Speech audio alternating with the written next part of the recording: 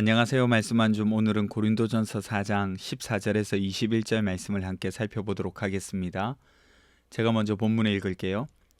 내가 너희를 부끄럽게 하려고 이것을 쓰는 것이 아니라 오직 너희를 내 사랑하는 자녀같이 권하려 하는 것이라. 그리스도 안에서 1만 스승이 있으되 아버지는 많지 아니하니 그리스도 예수 안에서 내가 복음으로써 너희를 낳았음이라.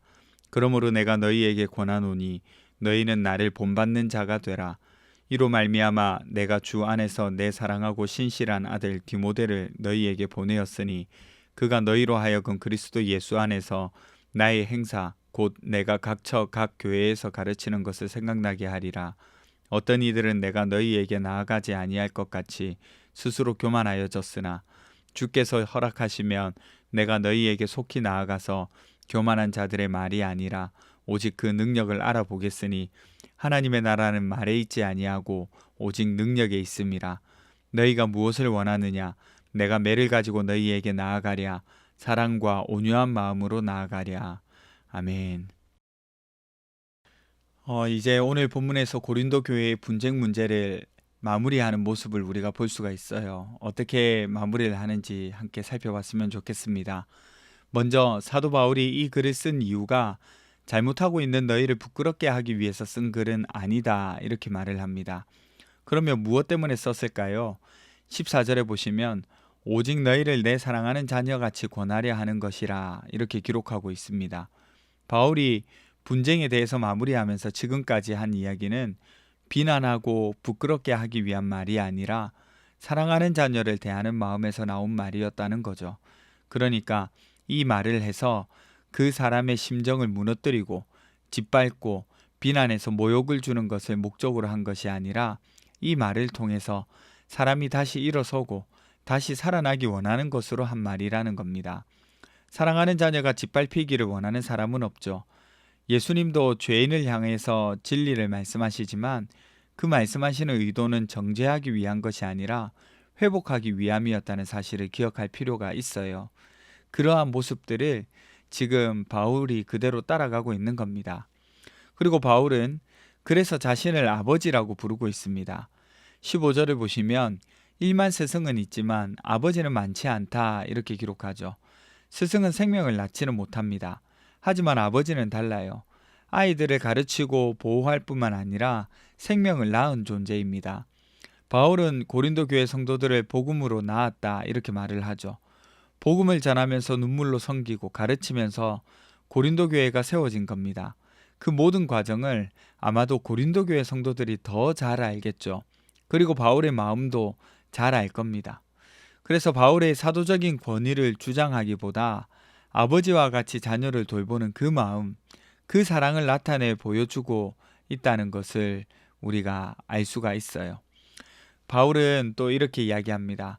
그러므로 내가 너희에게 권하노니 너희는 나를 본받는 자가 되라. 여러분, 어떻게 보면 좀 나쁘끄러운 말이기도 하잖아요. 자기를 본받는 자가 되라 라는 말은 잘 안 하잖아요. 우리가 생각하는 바울의 모습과도 조금 다릅니다. 그런데 보세요. 이 말을 바울이 자기 자랑한다고 보는 것이 아니라 이렇게 생각하면 어떨까요? 너희처럼 그렇게, 그러니까 서로 높아지고 싶고 인정받고 싶고 영향력 있는 사람 밑에서 영향력 있는 사람처럼 보이고 싶어 하는 것 때문에 교회에서 분쟁하면서 사는 것보다 차라리 나처럼 세상의 구경거리가 되고 어리석어 보이고 약하고 비천한 자가 되는 그런 삶이 더 낫다는 거죠.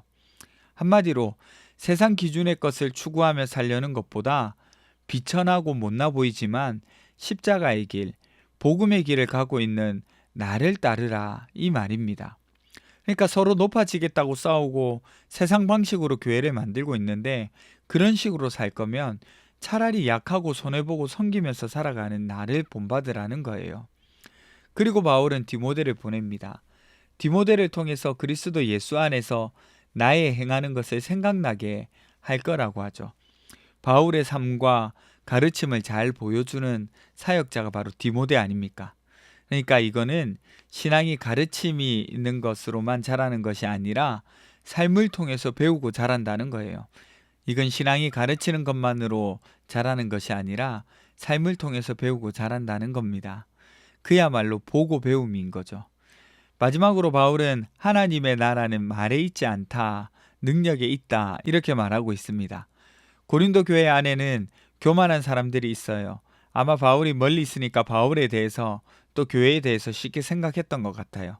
그래서 바울은 내가 가겠다 이렇게 말을 하죠. 그리고 하나님 나라는 말에 있지 않고 능력에 있다 이렇게 말을 합니다. 여기서 말은 평범한 말을 의미하는 것이 아니에요. 당시 남을 설득시키는 학문이 발달했다고 했잖아요. 그래서 주로 말로 이루어졌는데 화려한 말이나 그 말을 통해서 자기를 드러내는 것을 의미합니다. 그러니까 누가 더 말을 잘하냐, 누가 더 지혜로워 보이냐와 같은 어떤 모습을 말하는데 하나님 나라는 그런 데 있지 않다는 거예요. 능력에 있다. 곧 복음의 실제적인 힘, 복음이 변화시키는 삶을 나타내고 있는데 교만한 사람이 낮아지고 자기 중심적인 사람이 다른 사람을 배려하고 사랑하게 되고 죄인의 삶이 변화되는 것을 말하는 거죠. 그런 삶은 숨길 수가 없습니다. 그래서 오직 그 능력을 알아보겠으니 라고 하죠. 그리고 바울은 분쟁에 대한 문제를 마무리하면서 초대를 하는 거죠. 내가 매를 가지고 너희에게 나아가겠냐? 아니면 사랑과 온유한 마음으로 나아가겠냐? 언뜻 보면 협박하는 것처럼 보이지만 교만한 마음을 돌이키라는 초대입니다. 이제 오늘 말씀에서 우리가 생각해 볼 것은 신앙이 듣고 자라는 것만이 아니라 보고 자라는 것이기도 하다는 거예요. 바울은 디모데를 보내면서 나의 행하는 것을 생각나게 하겠다 이렇게 했습니다. 그리고 하나님의 나라는 능력에 있다라고도 말을 하죠. 신앙은 정보만으로 자라는 것이 아니라는 겁니다. 누군가의 삶을 보고 배우는 거예요. 우리도 그렇잖아요. 예를 들면 교회에서 누군가의 기도하는 모습, 또 사람을 대하는 태도, 고난이 찾아왔을 때 반응하는 모습, 또 서로 교제하면서 사랑하는 모습, 섬기는 모습들을 보고 배우는 겁니다. 그래서 교회는 보고 배우는 곳이에요. 그리고 또 한 가지, 우리는 생각보다 서로에게 영향을 많이 주는 겁니다. 다른 누군가에게는 우리 신앙의 모습을 보여주면서 영향을 주는 거죠. 교회에서뿐만 아니라 가정과 직장에서도 우리 삶의 모습을 보여주면서 영향을 줍니다.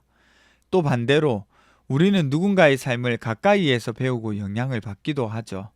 그렇게 우리는 조금씩 변화되는 삶 속에서 하나님 나라의 능력이 드러나는, 그리스도를 닮은 모습이 드러나는 것을 기쁨으로 여기는 삶이 될 수 있어야 하겠습니다.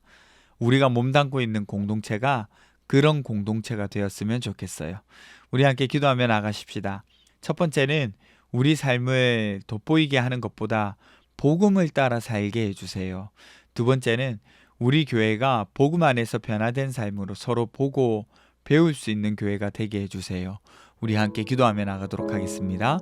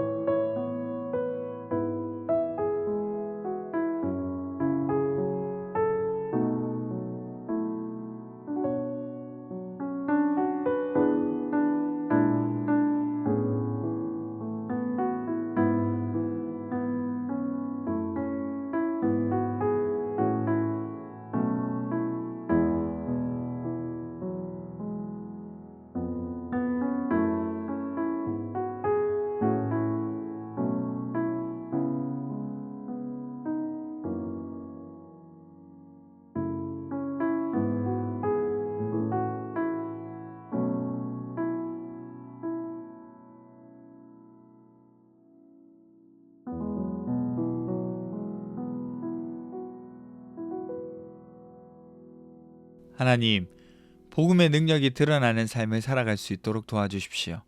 복음 안에서 변화된 삶으로 서로를 보고 배울 수 있는 교회 될 수 있게 도와주십시오. 감사드립니다. 거룩하신 예수님 이름으로 기도드립니다. 아멘. 여러분, 오늘 하루도 복음 안에서 살아가는 저와 여러분 되셨으면 좋겠습니다.